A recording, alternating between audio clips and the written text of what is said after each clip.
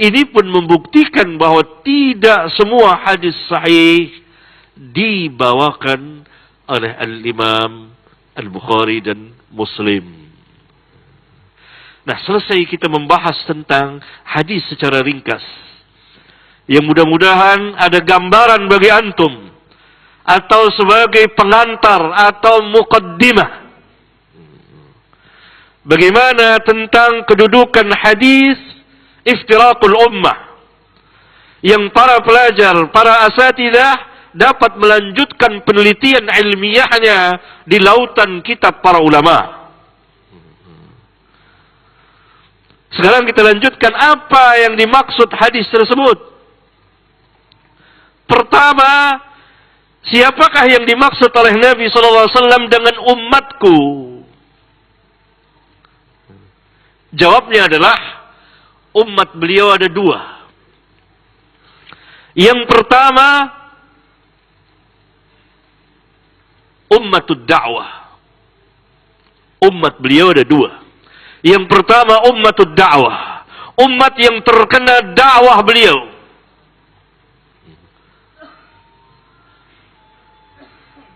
Siapa saja? Yang kedua, ummatul ijabah. Umat yang mengijabahkan dakwah beliau.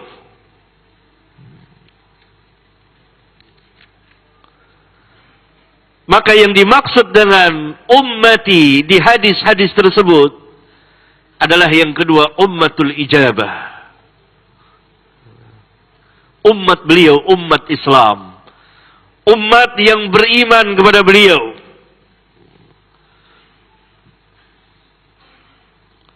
Oleh karena itu, ketika beliau mengatakan, umatku ini ummatul ijabah, maka perselisihan tersebut di dalam 72 firqah tersebut yang terancam neraka tidak sampai keluar dari Islam. Karena Nabi SAW mengatakan umatku, umatku. Umat beliau, ummatul ijabah. Karena sebelumnya beliau menjelaskan tentang ahlul kitab yang bercerai-berai menjadi 71 dan 72 firqah. 71 Yahudi dan 72 Nasara. Kemudian beliau mengatakan, sataftariku ummati. Kemudian umatku akan bercerai-berai. Ini menunjukkan ummatul ijabah. Ummatul ijabah adalah umat yang mengabulkan, yang beriman kepada beliau. Ketika beliau mengatakan ummati, maka itu kaum muslimin.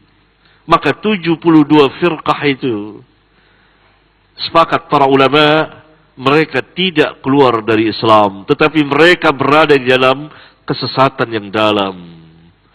Penyimpangan. Karena telah menyelisihi perjalanan beliau bersama para sahabat alaihi salatu wassalam wa radhiyallahu anhum jami'an. Kita paham ini maksud umat di sini. Kemudian pertanyaan lagi, 71 firqah dari Yahudi dan satu firqah. Apakah satu firqah dari 71 firqah Yahudi yang bercerai-berai dan satu firqah dari 72 firqah Nasara yang bercerai-berai, yang satu firqah itu dijanjikan surga yang dahulu atau yang sekarang? Para ulama memberikan jawaban yang dahulu, yang beriman kepada nabi mereka, yang mengikuti Musa, yang mengikuti Isa alaihi wassalatu wassalam. Itulah satu firqah yang dijanjikan surga. Selebihnya berada di dalam kesesatan. Adapun ahlul kitab yang hidup sesudah diutusnya Nabi yang mulia alaihi wassalatu wassalam, dan mereka tetap berada di dalam agama mereka, tidak beriman kepada Nabi yang mulia alaihi salatu wassalam, maka mereka masuk ke dalam firman Allah innal ladzina kafaru min ahlil kitab wal musyrikin fi nari jahannam khalidina fiha ulaika hum syarrul bariyah. Sesungguhnya orang-orang kafir dari ahlul kitab, yakni orang-orang kafir, yaitu ahlul kitab dan kaum musyrikin secara keseluruhan berada di neraka jahanam, mereka kekal di dalamnya, dan mereka itulah seburuk-buruk makhluk. Karena setelah diutusnya Nabi Muhammad alaihi salatu wassalam, wajib bagi manusia beriman kepada Nabi Muhammad sallallahu alaihi wasallam. Oleh karena itu sebagian dari ahlul kitab yang mengalami masa Nabi beriman kepada Nabi, seperti Raja Najasyi dari Nasara, Abdullah bin Salam dari Yahudi, Tamim Ad-Dari dari Nasara, beriman kepada Nabi yang mulia alaihi salatu wassalam. Jadi ahlul kitab setelah diutusnya Nabi yang mulia alaihi salatu wassalam, wajib mereka masuk ke dalam umat Muhammad sallallahu alaihi wasallam, yakni beriman kepada Nabi Muhammad sallallahu alaihi wasallam. Apabila mereka tidak beriman kepada Nabi Muhammad sallallahu alaihi wasallam, maka mereka bukan satu firqah yang dijanjikan jannah atau surga itu.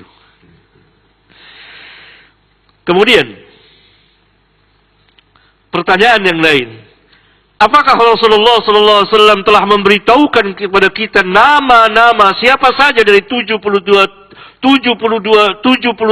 firqah tersebut satu persatunya? Jawabannya tentu tidak. Nabi SAW menjelaskan umatku akan bercerai-berai menjadi 73. 72 terancam nar dan satu dijanjikan jannah.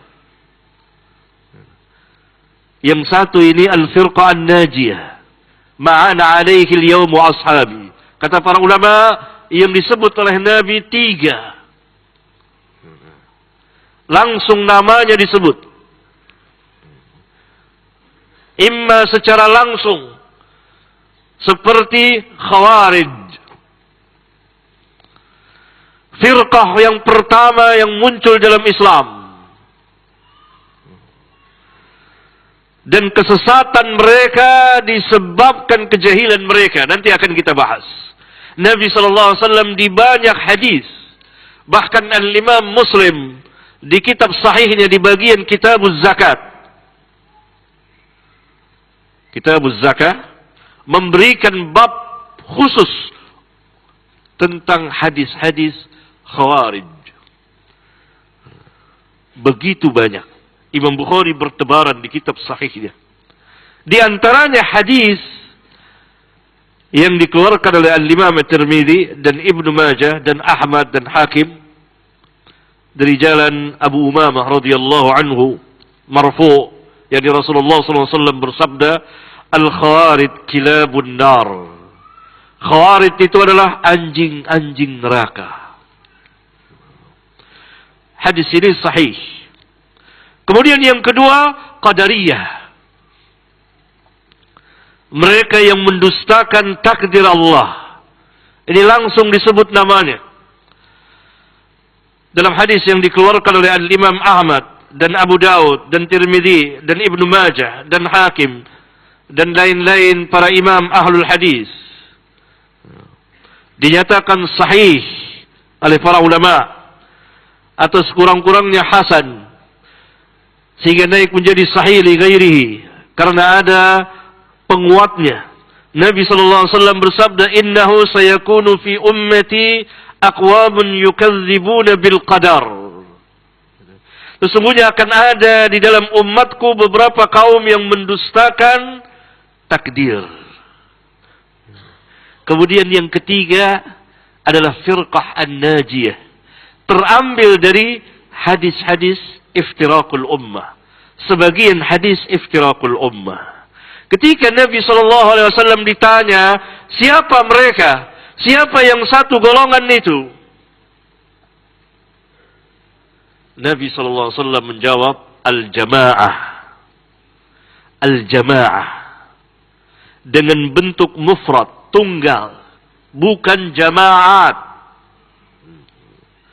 Yang dimaksud telah ditafsirkan sendiri dalam hadis yang lain.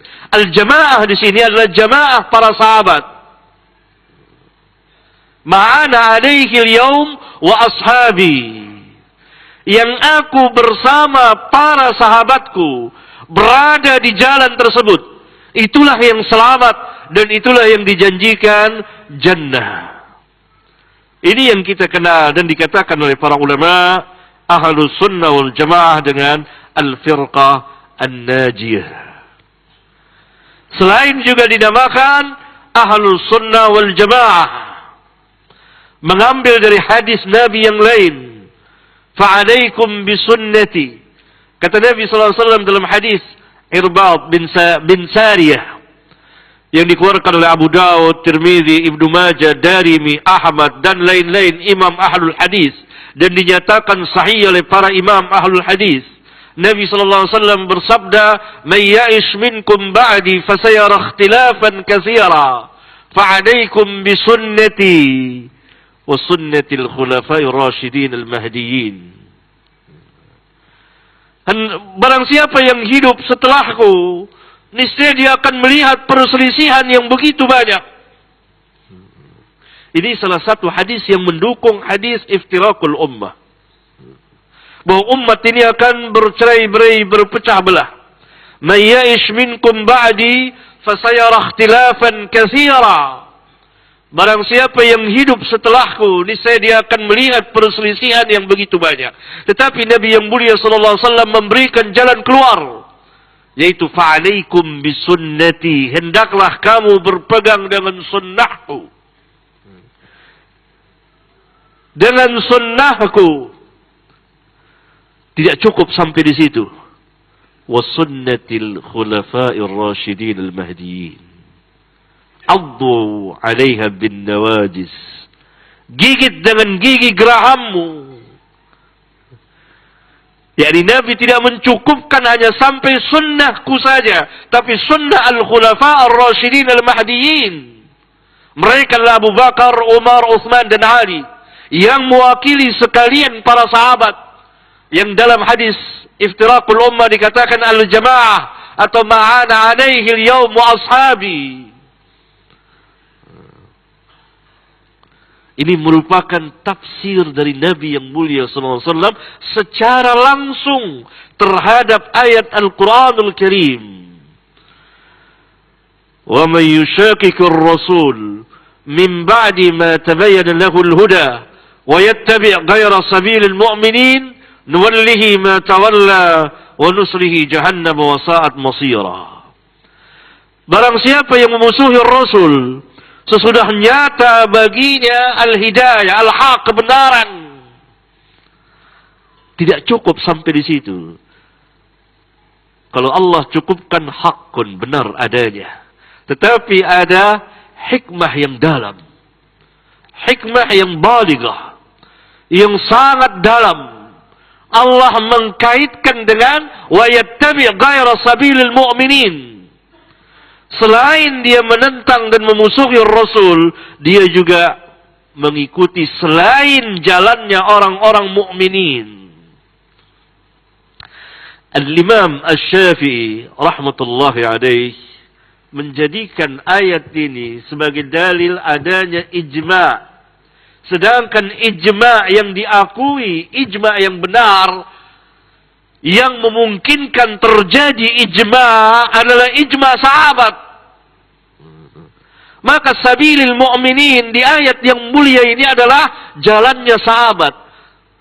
Karena itu Nabi SAW menafsirkan langsung, fa'alaikum bisunnati. Tidak cukup sampai di situ. Kalau Nabi SAW mencukupkan, maka itulah hak benar adanya. Tapi ada hikmah yang dalam.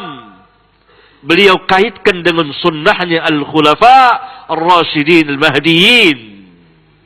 Yani sunnahnya para sahabat diwakili oleh al-khulafa ar-rasyidin al-mahdiyyin. Berarti kita berpegang firqah an-najiyah ini berjalan sesuai dengan Alkitab dan Sunnah ala fahmi salafil ummah. Karena para sahabat ra'sus salaf, ketuanya kaum salaf. Kita kembali. Lalu firqah-firqah yang lain tidak disebutkan oleh Nabi. Disebutkan secara umum. Lalu bagaimana para ulama menetapkan sesuatu itu firqah? Para ulama, yang saya maksud para imam, mereka menempuh 3 cara. Pertama, mereka melihat kepada usulul firaq. Ketuanya ketua firqah. Firqah-firqah dalam Islam itu begitu banyak. Yang 72 masing berada dalam keluarga besar Islam. Tetapi di sana sebagian telah keluar dari Islam walaupun mengatasnamakan Islam. Lihat ajaran-ajaran yang mengakui adanya Nabi setelah Nabi Muhammad SAW. Seperti Mirza Ghulam Ahmad yang keluar dari India. Mengatasnamakan Islam. Kemudian ajaran tadi yang mengingkari seluruh hadis Nabi, tidak pakai hadis sama sekali, tidak pakai hadis. Ini pun telah berada di luar Islam, tidak termasuk dalam 72 firqah. Karena itu Al-Imam Suyuti di kitabnya Miftahul Jannah mengatakan mereka ini kufur, keluar dari Islam. Al-Imam Ibn Hazm di kitabnya Al-Ihkam fi Usulil Ahkam,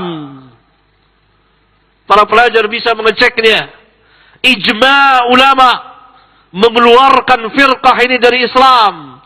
Karena apabila hadis dan sunnah tidak terpakai, apa yang bisa diperbuat oleh seseorang?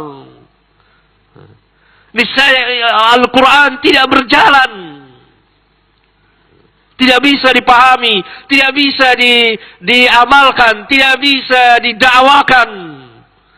Bagaimana kita mengumandangkan azan? Bagaimana kita mendirikan salat 5 waktu? Dan seterusnya apabila hadis ditinggalkan. Maka firqah ini tidak termasuk ke dalam 72 firqah yang bercerai-berai. Karena itu para ulama melihat dari usul firqah, ketua-ketuanya firqah. Para ulama kemudian membahas bahwa firqah yang pertama kali muncul di dalam Islam, Khawarij.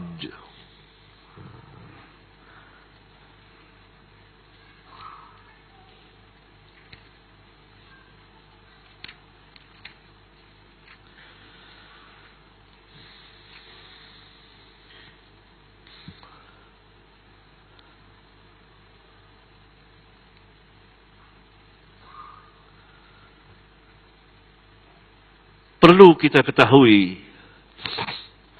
bahwa firqah-firqah yang ada di dalam Islam itu kemunculannya karena beberapa sebab. Di antaranya pertama karena sebab kejahilan. Karena sebab kebodohan mereka terhadap dinul Islam. Pemahaman mereka yang sangat buruk terhadap Islam.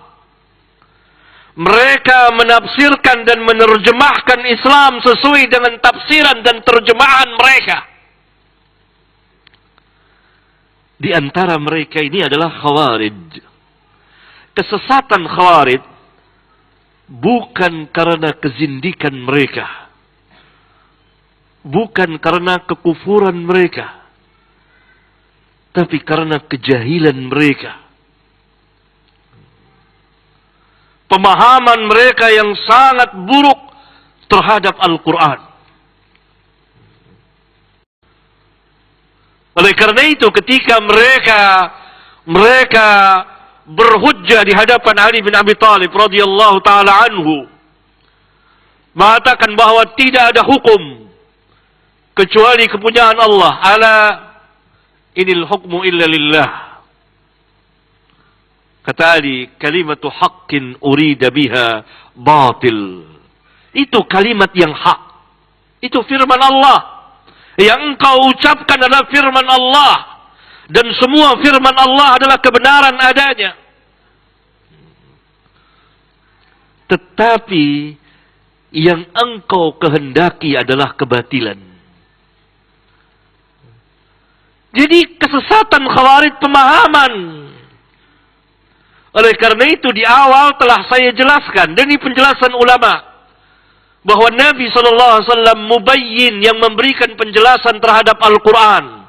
Apa yang dimaksud dengan penjelasan Nabi? Tadi pertama, lafaz-lafaznya beliau sampaikan satu persatu, tidak beliau kurangi sedikit pun juga. Kemudian tafsirnya, maknanya, apa yang dimaksud oleh ayat tersebut. Kan Khawarij tidak mengingkari ayat Al-Quran. Bahkan Ahmadiyah Al-Qadianiyah juga tidak mengingkari ayat Al-Quran. Tapi mereka menafsirkan ayat tersebut dengan tafsiran yang lain. Lafaznya tidak diingkari, tapi tafsirnya mereka ingkari. Bahwa khatam di situ bukan penutup sekalian para nabi dan rasul, tetapi adalah cincin. Mereka tafsirkan yang lain, penyimpangan dari tafsir. Nah, Khawarij ini pemahamannya rusak. Karena itu Ali bin Abi Thalib mengatakan kalimatu haqqin urida biha batil. Itu kalimat yang hak, tapi yang engkau kehendaki adalah kebatilan. Dari sini kita tahu tidak setiap orang yang menyampaikan kalimat yang hak, yang membawakan ayat Al-Quran dan hadis, itu berada di atas kebenaran, kecuali pemahamannya benar mengikuti tafsir Nabi yang mulia alaihi salatu wassalam. Maka muncullah firqah Khawarij. Dia keluar dari ketaatan kepada imam. Dan mulailah mereka mengkafirkan kaum muslimin yang tidak sepaham dengan mereka. Maka muncullah satu madhab di dalam Islam yang namanya Khawarij. Siapa saja kaum muslimin yang tidak mengikuti mereka, masuk ke dalam mereka, mereka kafirkan. Kalau Ali, Utsman, dan para sahabat yang hidup pada zaman itu telah dikafirkan oleh Khawarij, maka tidak heran Khawarij yang berada di negeri kita ini sekarang, dan di negeri-negeri Islam yang lain telah mengkafirkan kaum muslimin. Contoh yang terbaik saat ini adalah ISIS. Yang dibina di atas kejahilan. Kejahilan di atas kejahilan mereka. Kebodohan di atas kebodohan mereka. Mereka mengkafirkan bukan satu dua orang kaum muslimin. Ribuan, puluhan ribu, ratusan ribu, jutaan kaum muslimin dikafirkan. Itulah Khawarij. Selalu memaksakan kehendak mereka. Harus ikut mereka. Harus begini. Kalau tidak, kafir. Halal darah dan hartanya. Dan setiap firqah yang ada dalam Islam selalu memaksakan kehendak mereka.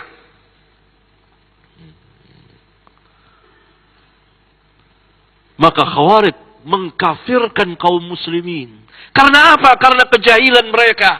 ISIS sekarang keluar dari lisan mereka sendiri. Bahwa tidak ada di kalangan mereka ulama, ahli ilmu. Bahwa mereka ini bodoh. Sufahahul ahlam. Hudathaul asnan, sufahahul ahlam. Muda-muda usianya dan bodoh, kata Nabi. Jarang yang syuyukh yang mengikuti Khawarij. Galibnya mereka pemuda-pemuda. Lihat ISIS. Mereka tidak membela Islam, bahkan merusak Islam. Dan mereka tidak menghancurkan musuh-musuh Islam. Khawarij ini jahil, bodoh. Inti dari kesesatan mereka adalah pemahaman mereka yang sangat rusak, sangat batil terhadap Al-Quranul Karim. Mereka tidak mengikuti manhaj para sahabat.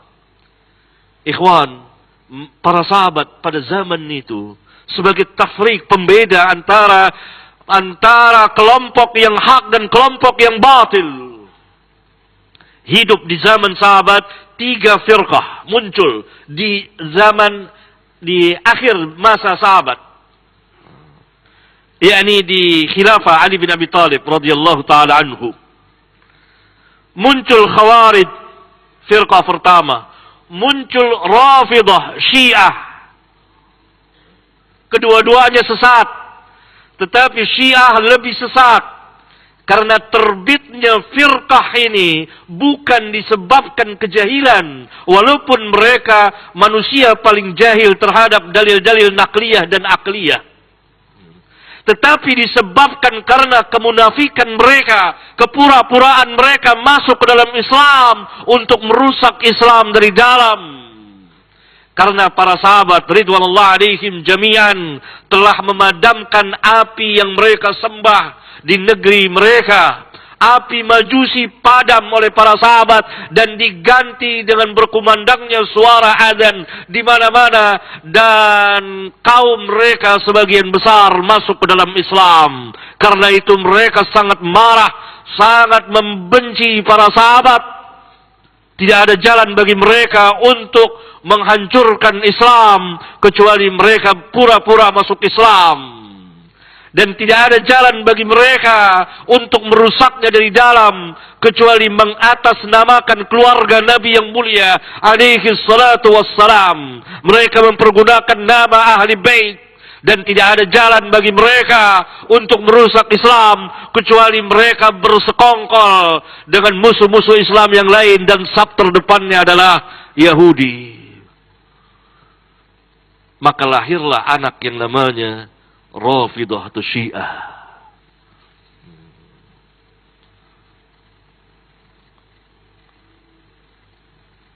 Kemunculannya bukan karena kejahilan semata, tapi karena kezindikan. Kezindikan itu kemunafikan. Sengaja untuk menghancurkan Islam.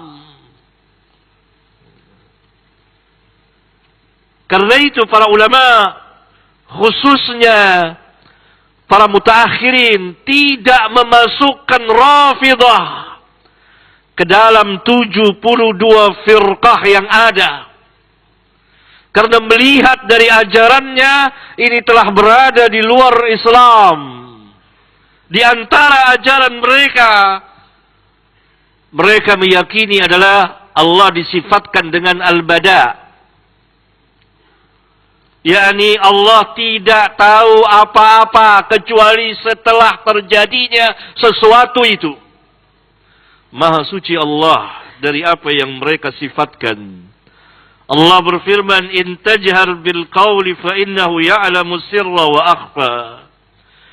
Dan jika kamu mengeraskan ucapanmu, maka sesungguhnya Allah mengetahui rahasia dan yang lebih tersembunyi.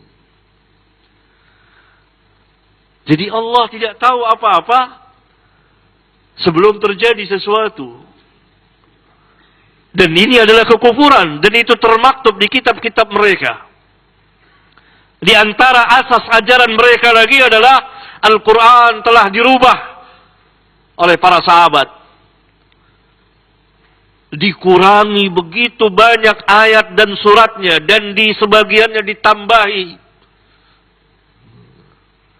Padahal Allah Subhanahu wa taala berfirman, "Inna nahnu nazzalna dzikra wa inna lahu lahafizun."